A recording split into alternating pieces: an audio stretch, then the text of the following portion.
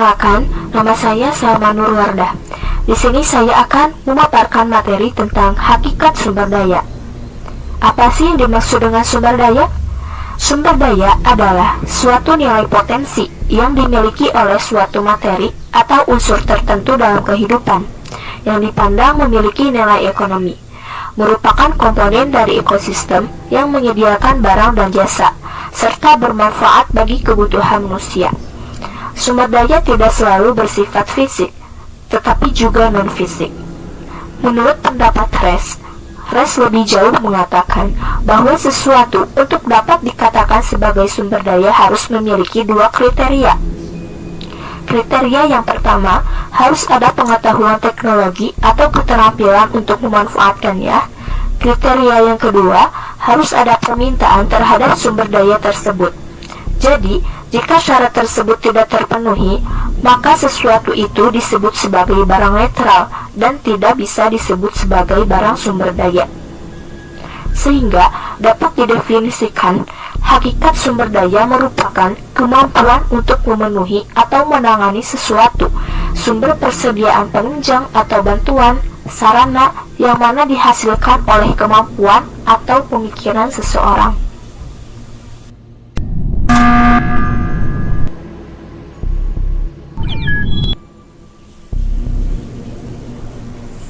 Saya Salsabila Nur Hanifah dengan NIM 120801019 akan memaparkan definisi dan pengaturan sumber daya manusia. Pengaturan sumber daya manusia atau human resourcing ke dalam setiap unit organisasi untuk mengerjakan pekerjaan yang telah ditetapkan disebut sebagai staffing. Staffing adalah proses rekrutmen, seleksi, dan penempatan atau mempekerjakan karyawan dengan berdampak positif bagi efektivitas dan efisiensi pencapaian tujuan organisasi.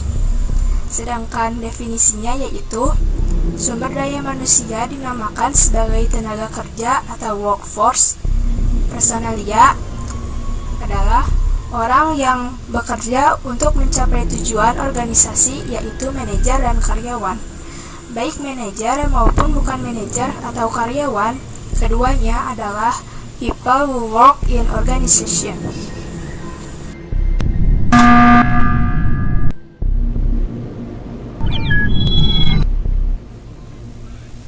Assalamualaikum warahmatullahi wabarakatuh.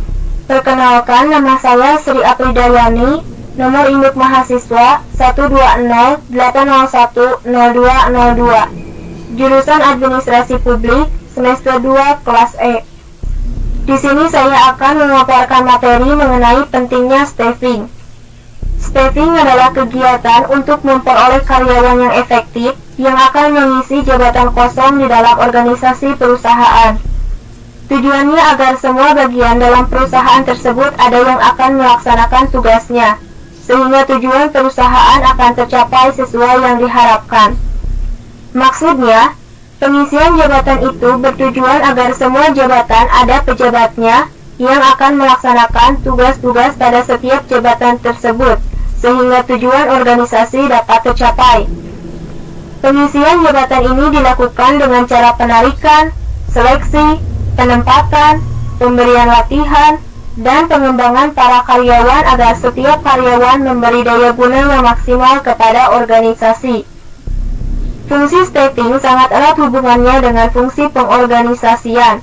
Maka dari itu, keberhasilan melaksanakan fungsi staffing sangat ditentukan oleh keberhasilan fungsi perencanaan dan pengorganisasian. Keduanya ibarat dua sisi dari mata uang. Karena itu banyak penulis manajemen membahas staffing sebagai salah satu aspek pokok bahasan dalam fungsi pengorganisasian.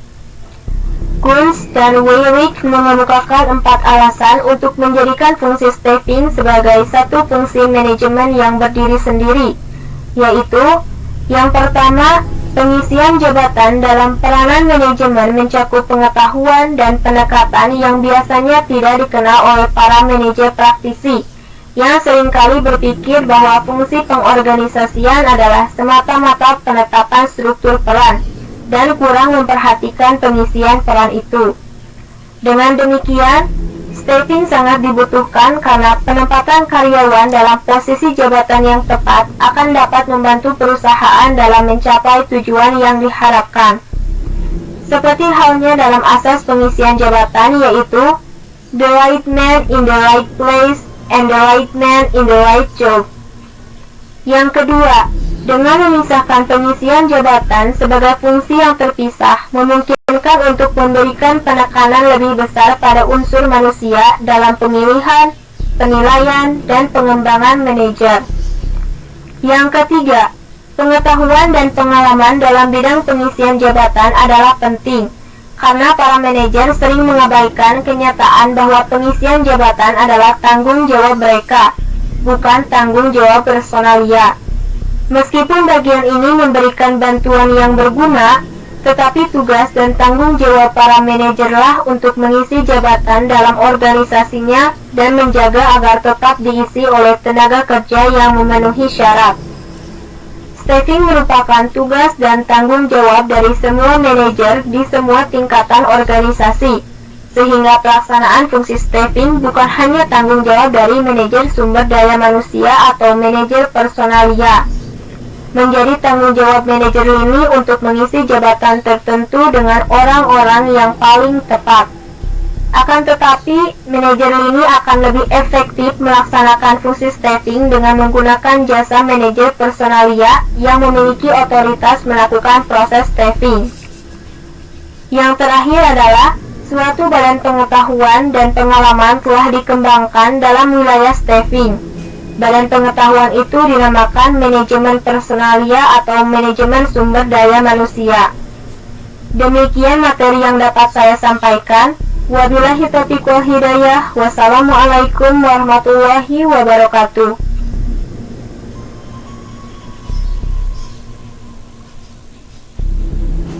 Assalamualaikum warahmatullahi wabarakatuh. Di sini saya akan memaparkan materi mengenai kegiatan-kegiatan pendukung staffing. Perencanaan sumber daya manusia, Human Research dan Planning. Eric Peter dalam Jackson dan Schuller 1990 dan Schuller dan Walker 1990, proses di mana manajemen menetapkan bagaimana organisasi seharusnya bergerak dari keadaan sumber daya manusia sekarang ini menuju posisi sumber daya manusia yang diinginkan di masa depan. Schuller dan Walker 1990 menyebutkan bahwa perencanaan sumber daya manusia meliputi 5 tahapan, yaitu 1. Mengidentifikasi tujuan. 2. Peramalan keperluan atau syarat dasar sumber daya manusia. 3. Menilai keahlian yang telah dimiliki dan karakteristik penawaran internal lainnya. 4. Menentukan kebutuhan utama sumber daya manusia.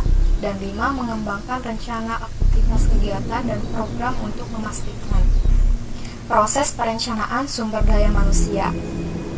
Rangkaian pelaksanaan perencanaan sumber daya manusia yang terintegrasi dengan rencana strategi bisnis baik dalam jangka pendek maupun jangka panjang menurut Hadari Nawawi dalam bukunya yang berjudul Manajemen Sumber Daya Manusia untuk Bisnis yang Kompetitif pada halaman 144 adalah sebagai berikut.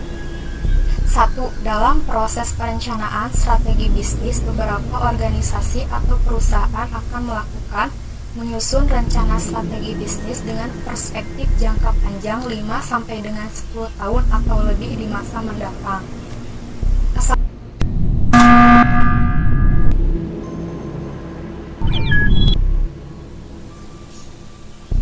Menyusun rencana operasional bisnis yang dijabarkan dalam rencana strategi dengan perspektif jangka sedang 3-5 tahun di masa mendatang. Menyusun rencana tindakan berupa anggaran dengan perspektif tahunan yang menggambarkan kegiatan bisnis yang akan dilaksanakan selama 1 tahun tahunan dengan menyediakan anggaran tertentu untuk dapat diwujudkan. 2. Dalam kegiatan perencanaan sumber daya manusia. Pada tahap awal perencanaan sumber daya manusia mengidentifikasi isu-isu berdasarkan komponen-komponen di dalam rencana strategi bisnis jangka panjang. Beberapa komponen yang bisa dijadikan isu perencanaan sumber daya manusia antara lain filsafat perusahaan, laporan hasil penelitian tentang hal-hal seputar lingkungan bisnis, tujuan-tujuan dan sasaran strategis yang akan dicapai hasil analisis SWOT perusahaan. Pada tahap selanjutnya, hasil analisis isu digunakan sebagai masukan dari perencanaan operasional jangka menengah ke dalam tahap kegiatan perkiraan kebutuhan sumber daya manusia dalam proses perencanaan sumber daya manusia. Hasil perkiraan kebutuhan sumber daya manusia tersebut dijadikan masukan secara integral dalam penyusunan anggaran tahunan ke dalam langkah perencanaan sumber daya manusia.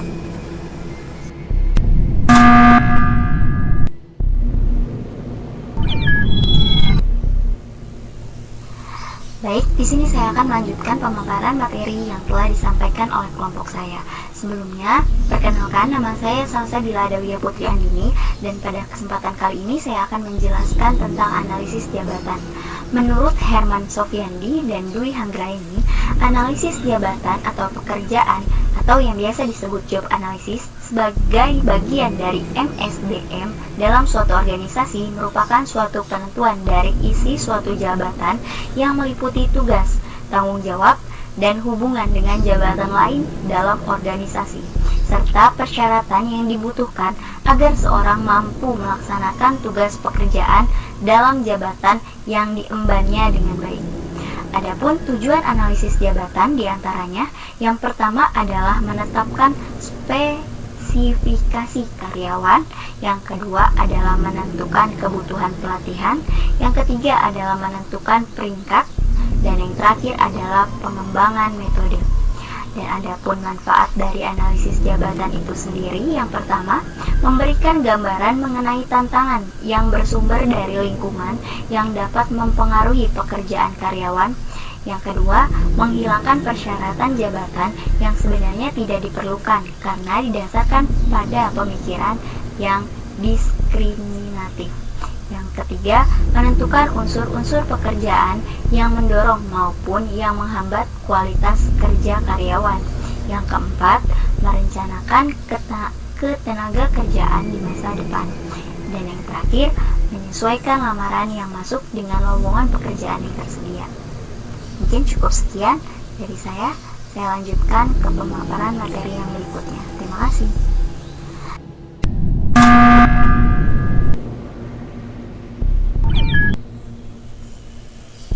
Nama saya Tia Rahmadina.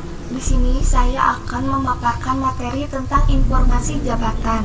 Analisis jabatan harus dilaksanakan dengan menganalisis dua aspek dari suatu jabatan, yaitu yang pertama ada aspek kegiatan pelaksanaan pekerjaan apa yang sebenarnya dikerjakan oleh pemangku jabatan. Yang kedua, aspek persyaratan dari seorang pemangku jabatan mengenai syarat-syarat yang harus dipenuhi oleh seorang pemangku jabatan agar dapat melaksanakan tugas dan pekerjaannya dengan baik. Untuk menganalisis dua aspek itu diperlukan informasi yang berhubungan dengan jabatan yang akan dianalisis, yaitu yang pertama ada informasi jabatan mengenai pelaksanaan pekerjaan menyangkut apa yang harus dikerjakan, bagaimana mengerjakan, dan mengapa harus melakukan pekerjaan itu.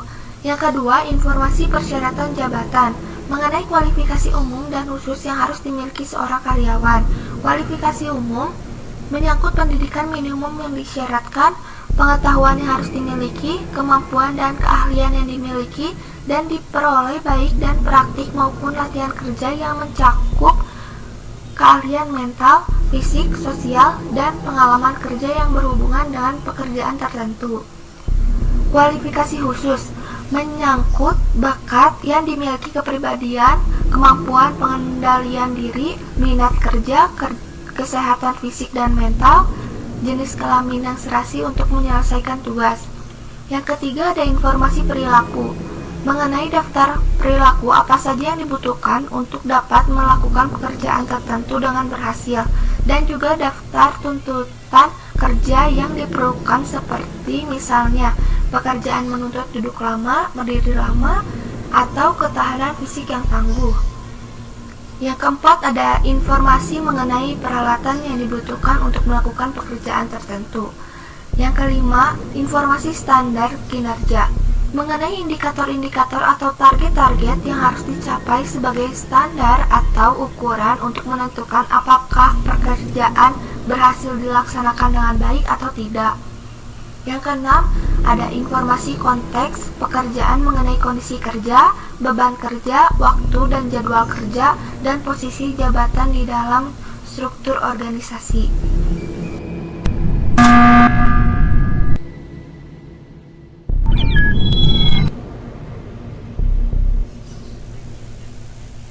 Assalamualaikum warahmatullahi wabarakatuh. Perkenalkan, nama saya Siti Wafa Maspuro. Di sini saya akan memaparkan mengenai kegiatan utama staffing. Yang pertama, perencanaan. Perencanaan adalah upaya sadar dalam pengambilan sebuah keputusan yang sudah diperhitungkan dengan matang.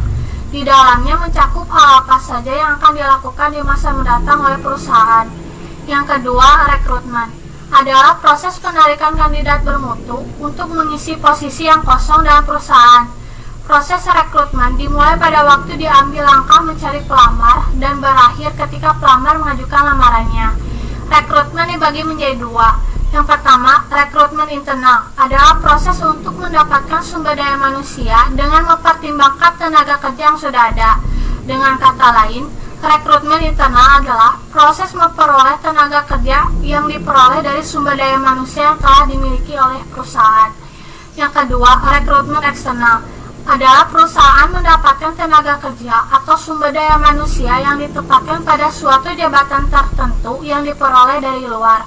Kelebihan dari rekrutmen eksternal ini adalah perusahaan mendapatkan peluang untuk mendapatkan tenaga kerja yang lebih baik lagi, sehingga akan berdampak positif bagi perusahaan. Yang ketiga, seleksi. Seleksi adalah proses dalam menemukan tenaga kerja atau karyawan yang sesuai dan tepat dari beberapa kandidat yang tersedia. Seleksi harus dilakukan setelah perusahaan menetapkan jenis rekrutmen yang akan dilakukan. Hal-hal yang biasanya dilakukan dalam proses seleksi: seleksi administrasi, seleksi kualifikasi, seleksi sikap dan perilaku.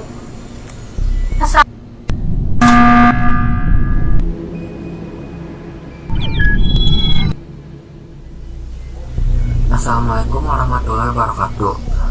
Sebelumnya, perkenalkan, nama saya Syaham Surya. Di sini saya akan memaparkan materi mengenai pengaturan sumber daya non-manusia. Sumber daya bukan manusia atau sumber daya material adalah berbagai fasilitas sarana dan prasarana yang dibutuhkan untuk mendukung pencapaian tujuan. Sebab, meskipun manusia menjadi elemen penting dan menentukan dalam pencapaian tujuan ke organisasinya, tetapi jika tidak disertai atau didukung oleh sumber daya material yang memadai, maka tujuan yang sudah ditetapkan tidak akan tercapai secara optimum. Ada sejumlah sumber daya material penting dalam operasi tiap jenis organisasi, baik yang berorientasi keuntungan maupun bukan profit. Sumber daya material yang dimaksud terdiri dari sumber daya finansial, sumber daya fisik, sumber daya teknologi, sumber daya informasi, dan bahkan ide-ide. Yang pertama adalah finansial. Finansial adalah sumber penting yang paling utama, modal yang diperlukan untuk membiayai aktivitas, baik untuk persediaan sumber daya material maupun berbayar upah tenaga kerja. 3 aktivitas manajer penting dihubungkan dengan sumber-sumber finansial, yaitu 1.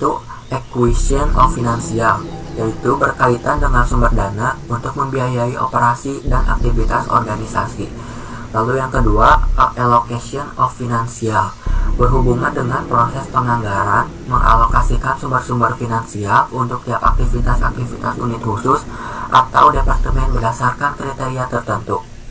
Lalu yang ketiga, controlling financial resource, berkaitan dengan bagaimana secara efektif sumber daya finansial menjadi berguna baik untuk mencapai hasil jangka pendek ataupun jangka panjang.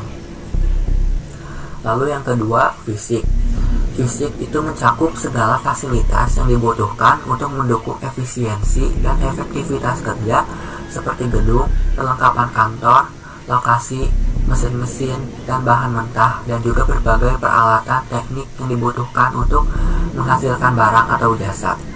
Ada 3 tipe dari sumber-sumber fisik yang penting bagi manajer, yaitu 1. Physical plant.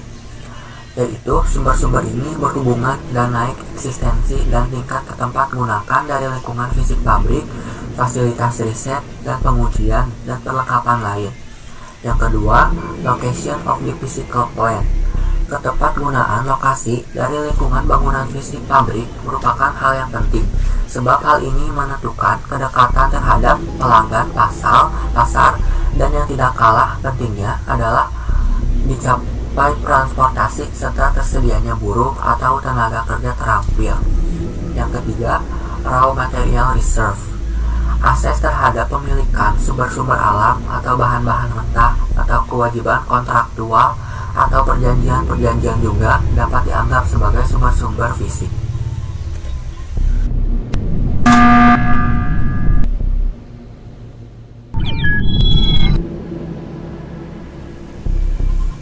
Lalu selanjutnya, yang ketiga, sistem dan teknologi. Sistem dan teknologi dimaksudkan untuk memproduksi barang-barang dan jasa-jasa secara lebih efektif dan efisien. Sistem dan teknologi berhubungan dengan 1. Sistem capabilities. Kapabilitas sistem berkaitan dengan proses aspek-aspek yang cenderung mensupport fungsi-fungsi tertentu dari organisasi, misalnya model kendali mutu, sistem distribusi. Tiap organisasi umumnya mengembangkan kapabilitas sistem ini, misalnya sistem informasi finansial, untuk meningkatkan kehasilgunaan dan ketepatgunaan aktivitas manajerial. Yang kedua, technological capabilities. Jika kapabilitas sistem berhubungan dengan proses elemen-elemen tertentu dari organisasi, maka kapabilitas teknologi secara khusus lebih berhubungan dengan output dari suatu perusahaan, misalnya paten, pengakuan kualitas produk yang tinggi. Lalu yang keempat, informasi. Informasi yaitu gambaran tentang hasil pelaksanaan aktivitas maupun yang mendukung pelaksanaan aktivitas, baik lisan maupun tulisan yang dibutuhkan pada saat tertentu, termasuk peraturan-peraturan yang harus dipatuhi atau menjadi pedoman dalam melakukan pekerjaan.